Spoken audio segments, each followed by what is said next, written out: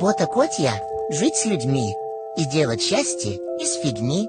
К примеру, из того, как кот красиво спит и много жрет. Вот почему хороший кот так на работе устает. Ты думаешь, он жрал и спал? А кот работал, кот устал. Ты думал, мячик он гонял? Нет, кот работал, кот устал. Он полчаса лоток копал. Прикинь, как котенька устал. Ты на работе отдыхал, а Котя дома уставал. Весь день прикидывал, любя, как осчастливит он тебя.